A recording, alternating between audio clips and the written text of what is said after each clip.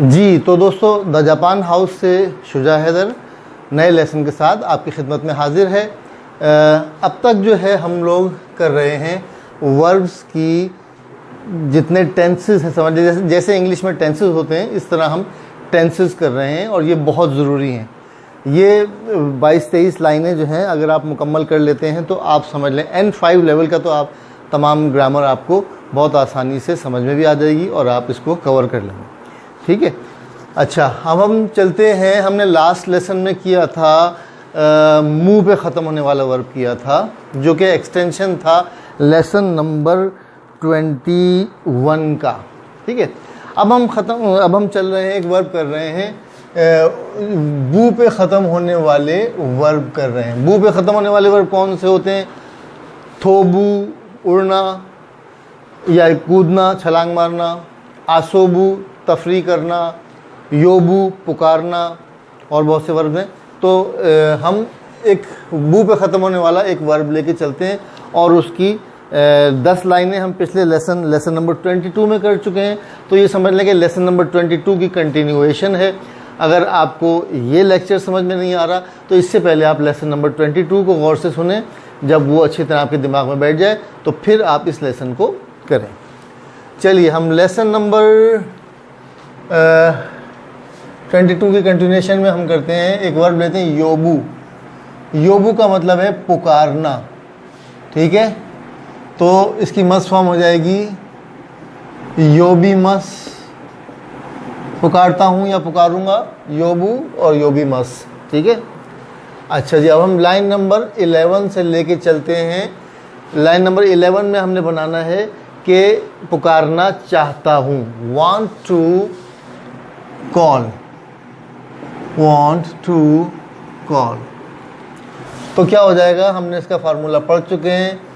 ये बहुत आसान है वैसे तो। एक दफ़ा आप एक टाइप के वर्ब, जैसे अगर आपने कू पे ख़त्म होने वाले या सू पे ख़त्म होने वाले वर्ब कर लिए हैं तो वो सारी पैटर्न जो है सबका एक जैसा है। लेकिन आप लोगों को और प्रैक्टिस के लिए मौका मिल जाएगा और क्लैरिफिकेशन हो जाएगी, इसलिए हर टाइप के वर्ब्स का अलग अलग वो मैं आपको समझा रहा हूँ। योबू योबी मस, उड़ना कॉल करना चाहता हूँ तो क्या हो जाएगा, योबी मस में से मस ड्रॉप किया और ताइदिस लगा दिया। ठीक है, लाइन नंबर 12 क्या हो जाएगा, योबी ताकू नाइदिस हो जाएगा। ठीक है, ताइदिस ई एडजेक्टिव की तरह बिहेव किया जाता है इसको इसके साथ, तो ये ताइदिस का नेगेटिव हो जाएगा ताकू नाइदिस। अच्छा देखें, कुछ चीज़ें जो हैं वो अक्सर स्टूडेंट्स कंफ्यूज होते हैं, मैं आप लोगों को फिर बता देता हूँ। नाइदिस इज इक्वल टू अरीमासेन। अरीमासेन जो है वो मस फॉर्म है, नाइदिस जो है वो रेगुलर फॉर्म है। ठीक है, इसी तरह जा इज इक्वल टू देवा। ठीक है, देवा लिखेंगे, हाँ पढ़ेंगे वा, क्योंकि ये वा पार्टिकल है। अब जानाइदिस जहां जहां लिखा हुआ है, जानाइदिस, इसको आप पढ़ सकते हैं देवा अरीमासेन। ये हो जाएगा पोलाइट फॉर्म में, मस फॉर्म में। मस फॉर्म या पोलाइट फॉर्म एक ही बात है। तो जानाइदिस और देवा अरीमासेन एक ही बात है। जहाँ पे भी नाइदिस लिखा हो आप उसको चेंज कर सकते हैं अरीमासेन से। तो योबी ताकू नाइदिस, योबी ताकू अरीमासेन। ठीक है, तो किसी को कन्फ्यूजन है कि सर ये जा और देवा का क्या मतलब है? सेम मीनिंग है जा के और देवा के। जा का मतलब है अच्छा तो फिर जा माता, अच्छा तो फिर दोबारा। ठीक है, जब किसी से बिछड़ते हैं तो आप कहते हैं जा माता ने, अच्छा तो फिर बाद में मिलेंगे, अच्छा तो फिर दोबारा मिलेंगे। ठीक है, तो इसको आप देवा माता भी कह सकते हैं। जानाइदिस वताशिवा ईशा जानाइदिस, मैं डॉक्टर नहीं हूँ, इसको आप ये भी कह सकते हैं वताशिवा ईशा देवा अरीमासेन। ठीक है, वताशिवा ईशा देवा अरीमासेन, जानाइदिस को रिप्लेस कर सकते हैं वताशिवा ईशा देवा अरीमासेन। तो ये कन्फ्यूजन आप लोगों को दूर होना चाहिए, हर वक्त इन चीज़ों को जहन में रखें। जैसे मैंने पिछले लेसन में बताया था कि नाइदिस की पास्ट जो है, जहाँ पे भी नाइदिस जुमले में लिखा हो उसका पास्ट आपने बनाना हो तो नाइदिस से नकत्ता दिस हो जाएगा। ठीक है। तो नाई दिस का पास्ट क्या है, नाई दिस का पास्ट हो जाएगा नकत्ता दिस। ये मैं पिछले लेसन में बता चुका हूँ, अगर किसी ने पिछला लेसन नहीं देखा है तो वो इसको समझ लीजिए। ये कुछ पॉइंट्स ऐसे हैं जो आपको हर वक्त अपने पल्ले से बांध के रखने हैं, आपको हर वक्त आपके जहन के कोने में होना चाहिए कि हम इन चीज़ों को इस तरीके से इस्तेमाल कर सकते हैं। ठीक है, तो भी ताकुनाई दिस, ओ सॉरी, यो भी ताकुनाई this, don't want to call, don't want to call. Line number 13 क्या है जनाब, लाइन नंबर 13 है जी, पुकारना चाहता था। तो ये भी बहुत आसान है, ताइदिस की, ताइदिस जो है वो ई एडजेक्टिव की तरह इसको यूज़ करते हैं। तो जैसे अकाईदिस लाल है, लाल था, अका कत्ता दिस, तो ता कत्ता दिस हो जाएगा, यो भी ता कत्ता दिस। ठीक है, वांटेड टू कॉल, मेरी राइटिंग को माइंड मत कीजिए, जल्दी जल्दी लिखता हूँ आप लोगों का टाइम बचे। नहीं पुकारना चाहता था, did not want to call, did not want to call. योबी ताकू ना कत्ता दिस। ठीक है,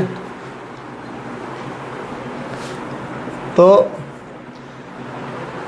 नाई दिस की पोलाइट फॉर्म है अरिमासेन, नाकत्ता दिस की पोलाइट फॉर्म क्या हो जाएगी, अरिमासेन देशिता। एक्सक्यूज मी, यो भी ताकू नकत्ता दिस या जो भी ताकू अरिमासेन देशिता, नहीं पुकारना चाहता था। आप नकत्ता दिस से याद करना जाता है, इसी फॉर्म से बोला जाता है, इसमें जाएंगे तो आप कंफ्यूज ना हो जाएं, इसी से प्रैक्टिस कीजिए। अरिमासेन दिशता में आप जाएंगे तो कंफ्यूज हो जाएंगे, जब आप इसको पक्का कर लेंगे तो खुद ब खुद आपको समझ में आ जाएगा। ठीक है जी, लाइन नंबर 15 क्या है, लाइन नंबर 15 है जनाब, आओ पुकारें। ठीक है, तो हमने इसका फार्मूला आपको बताया था, बू पे ख़त्म होने वाला वर्ब है तो इसको रिप्लेस कर देंगे 5th कॉलम के वर्ड से। तो इसका 5th कॉलम का वर्ड क्या हो जाएगा, बा बी बू बे बो। तो बो से रिप्लेस कर देंगे इसको, इसकी जगह बो लगा देंगे और फिर आगे ऊ लगा देंगे, योबो। योबो मतलब let's sorry for my handwriting, let's call. और इसकी मस फॉर्म क्या हो जाएगी, मस फॉर्म बनाना बहुत आसान है, यो भी मस से यो भी मस शो कर देंगे आप। ठीक है, लाइन नंबर 16 क्या है जनाब, किसी से आप इजाज़त लिखते हैं, क्या पुकार सकता हूँ मैं, क्या मुझे पुकारने की इजाज़त है। ठीक है, तो क्या हो जाएगा, इसका फार्मूला क्या है, वर्ब की ते फॉर्म लगा के मो लगाएंगे, योबू की ते फॉर्म हो जाएगी योंदे, योंदे मो ईदिस्का, योंदे मो ईदिस्का। पुकारने की इजाज़त है क्या, मे आई कॉल। ठीक है, आपने अगर मना करना है तो आप कहेंगे योंदे, वर्ब की ते फॉर्म के साथ वा, इके नाई दिस या इके मासेन।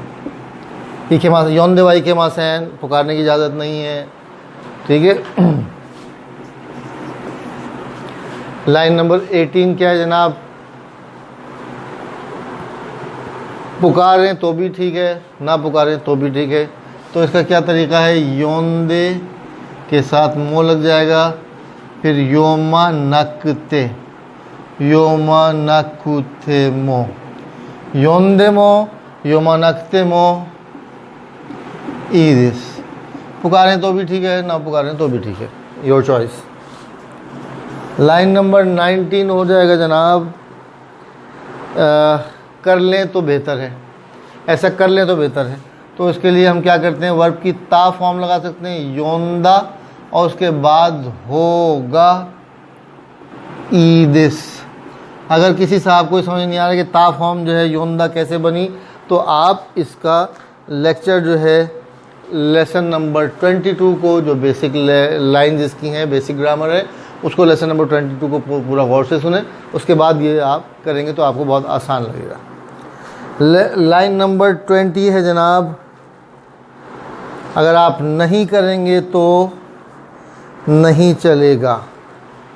तो इसमें क्या होगा, योमा नक तेवा, पहले तो हो गया योनदेवा इकेनाइजिस, करना जो है वो नहीं, करने की इजाज़त नहीं है। अब इस लाइन में आप क्या कर रहे हैं, लाइन नंबर 17 में आप क्या कर रहे हैं, योनदेवा इकेनाइजिस, करने की इजाज़त नहीं है, यानी ऐसा करने की इजाज़त नहीं है। कैसा करने की, पुकारने की। वर्ब हम योबू कर रहे हैं, पुकारना, तो योनदेवा इकेनाइजिस, पुकारने की इजाज़त नहीं है, ठीक है। लेकिन यहाँ पे हम क्या कह रहे हैं लाइन नंबर 20 में कि ये ऐसा करना ज़रूरी है। तो योमा नकुतेवा, योमा नकुतेवा इके, योमा नकुतेवा इके नाइदिस, या योमा नकतेवा नारानाइदिस, योमा नकतेवा इके नाइदिस की जगह आप नारानाइदिस भी लगा सकते हैं, ठीक है।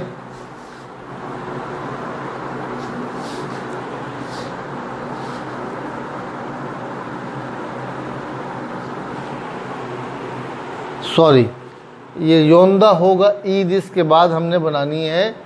चले हम इसको यहाँ कर लेते हैं लाइन नंबर 21 में। हालांकि आप यूँ कर लेंगे, तरतीब आप बाद में ठीक कर लीजिएगा। योंदा होगा ईदिस, पुकार लेना बेहतर है। It is better to call, it is better to call, यानी पुकार लेना बेहतर है, किसी को उसको आवाज़ दे लेना बेहतर है। योंदा होगा ईदिस। अब आप कह रहे हैं ना पुकारना बेहतर है, यानी इसका आप नेगेटिव बना रहे हैं। तो हमने पिछले लेसन में किया था कि योमा नाई, यहाँ पे रेगुलर फॉर्म की नेगेटिव बनाएंगे। लाइन नंबर 2, योमा नाई होगा, योमा नाई होगा ईदिस, ठीक है। योंदा जो है पास्ट फॉर्म है वर्ब की, योबू की, और योमा नाई जो है वो प्रेजेंट या फ्यूचर नेगेटिव है।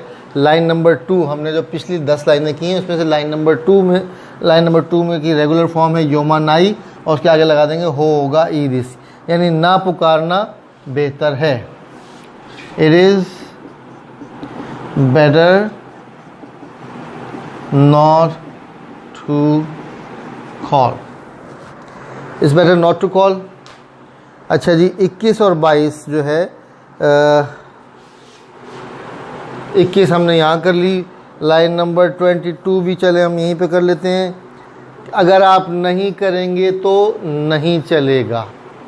देखिए, इके नाइदिस की जगह इके मासैन भी कह सकते हैं आप, मस फॉर्म इसकी बनाते हैं। इसी तरह नारा नाइदिस की मस फॉर्म जो है नारी मासैन भी कर सकते हैं आप। अच्छा जी, नहीं करेंगे तो नहीं चलेगा, यानी योमा ना केरेबा, केरेबा फॉर्म है ये, योमा ना केरेबा नारानाइदिस या इकेनाइदिस, नारानाइदिस, योमा ना केरेबा नारानाइदिस या नारी मासैन भी कर सकते हैं आप इसको। मस फॉर्म जो है नारी मासैन। देखिए, मतलब दोनों का एक है, लाइन नंबर 22 का और लाइन नंबर 21 का। ये और ये जो है बराबर है, मीनिंग इन दोनों के बराबर हैं। ये ना केरेबा फॉर्म है, वो एक तरीका है बोलने का, ना केरेबा नारानाई, ऐसा नहीं करेंगे तो नहीं होगा। और योमा नकतेवा इके नाई या योमा नकतेवा इके मासन, नकतेवा या ना केरेबा दोनों के मीनिंग जो है वो सेम है यहाँ पर। तो इन 22 और 21 जो लाइन नंबर 21 और 22 जो है उनका मतलब एक ही है, बस बताने के तरीके मुख्तलिफ हैं। इसको इस तरीके से भी कहते हैं योमा नकतेवा नारानाइदिस, और इस तरीके से भी कह सकते हैं योमा ना केरेबा नारानाइदिस या नारी मासैन, ठीक है। तो ये हो गया बू पे ख़त्म होने वाला वर्ब। नेक्स्ट लेसन में हम करेंगे नू पे ख़त्म होने वाले वर्ब, और उसके बाद फिर हम तुसु पे और रू पे ख़त्म होने वाले वर्ब की 10-10 लाइनें कर लेंगे, और फिर इंशाल्लाह हम कुछ पॉइंट्स और रह गए JLPT N5 के, उनको ख़त्म करके हम JLPT N5 को मुकम्मल करके उसकी ग्रामर की आप लोग प्रैक्टिस करते रहेंगे, और फिर हम जाएंगे टेस्ट पेपर सॉल्व करने पर। बहुत से लोग मुझसे पूछते हैं सर जापानी ज़ुबान सीखने का फ़ायदा क्या है। ये इसका जवाब मैं कई दफ़ा दे चुका हूँ, लेकिन फिर एक दफ़ा बता रहा हूँ। सर आप जापान जाने का तरीका तो बताएं, तो जापान जाने का क्या तरीका है। देखें, जब आप एक जापानी ज़ुबान सीख लेते हैं तो फिर ख़ुद ब खुद रास्ते निकल आते हैं। ठीक है, कोई भी चीज़ ऐसा गारंटी किसी भी चीज़ की नहीं है कि आप ये कर लोगे तो ये हो जाएगा। ठीक है, आप जब मैट्रिक करते हैं तो क्या इस बात की गारंटी होती है कि आप मास्टर्स भी कर लेंगे, या जब आप मास्टर्स कर लेते हैं तो इसकी बात की गारंटी होती है कि जनाब आपको बहुत अच्छी जॉब मिल जाएगी। आप एक काम करते हैं, एक इल्म हासिल करते हैं। देखिए, इल्म बजाते खुद एक फ़ायदा है। इल्म हासिल करने का क्या फ़ायदा, ये बड़ा थोड़ा सा इलॉजिकल सवाल, या मैं अगर आपको बुरा ना लगे तो मैं कहूँगा ये एक नॉनसेंस सवाल है कि जनाब फ़लाना इल्म हासिल करने का क्या फ़ायदा है। देखिए, इल्म हासिल करना, इल्म जो है बजाते खुद एक फ़ायदा है। तो आप जापानीज़ लैंग्वेज सीखें, आपको कहीं ना कहीं रास्ते खुद ब खुद मिलना शुरू हो जाएंगे। कोई कंपनी आपको जॉब पे हायर कर लेगी, ट्रांसलेटर के तौर पे, इंटरप्रेटर के तौर पे। वर्क वीज़ा खुल गया था जापान का, अभी कोरोना की वजह से सारा मामला पेंडिंग में आ गया। आपको वर्क वीज़ा पे जापान जाने का मौका मिल जाएगा। आप स्टूडेंट वीज़ा पे जाना चाहते हैं तो बहुत आपके चांसेस ब्राइट हो जाते हैं। अगर आप N3 N4 लेवल तक कर लेते हैं तो MEXT MEXT के नाम से एक स्कॉलरशिप निकलती है। आप उसको, जापान एम्बेसी की जो वेबसाइट है उसके ऊपर MEXT की स्कॉलरशिप निकलती है, उसको आप फॉलो करते रहें, देखते रहें। एम्बेसी ऑफ जापान का जो वेबसाइट है उसको विज़िट करते रहें, उसमें स्कॉलरशिप्स भी निकलती हैं, जॉब्स भी निकलती हैं। तो there are lot of ways to build up your future. Depend करता है कि आप मेहनत कितनी करना चाहते हैं, डेडिकेटेड कितने हैं, कितने डिवोटेड हैं। आप एक दफ़ा लगन के साथ, मेहनत के साथ काम करते हैं, खुद ब खुद रास्ते बनते चले जाते हैं। खुद ब खुद जापानीज़ लैंग्वेज जो है दुनिया की कीमती तरीन ज़ुबानों में से है। अब जब मैं कहता हूँ कीमती तरीन ज़ुबान, तो सर इससे क्या मतलब है? इसका मतलब ये है कि जापानीज़ लैंग्वेज का इंटरप्रेटर जो है वो सबसे हाई सैलरी उठाता है, सबसे ज़्यादा तनख्वाह वाला पेशा है ये। तो आप मेहनत करें, तरक्की जो है वो आपके कदम चुमेगी। ठीक है, आपको वीडियो पसंद आए लाइक करें, शेयर करें, सब्सक्राइब करें, बेल आइकॉन पर क्लिक कर दें ताकि आपको हर वीडियो जो है फ़ौरन की फ़ौरन मिलती रहे। मेहनत करें, और फिर मैं कहूँगा कि जापानीज़ लैंग्वेज इंटरप्रेटर का कैरियर जो है बड़ा शानदार कैरियर है। बेतहाशा मौक़े हैं पूरी दुनिया में, नॉट ओनली इन पाकिस्तान और India but all over the world. आप दुनिया में कहीं पे भी चले जाएं और आप कहें जनाब मुझे जापानीज़ के साथ इंग्लिश आती है और जापानीज़ के साथ हिंदी या उर्दू आती है, वो फ़ौरन आपको हायर कर लेंगे और ठीक ठाक सैलरी मिलती है। ठीक है, बहुत शुक्रिया, धन्यवाद।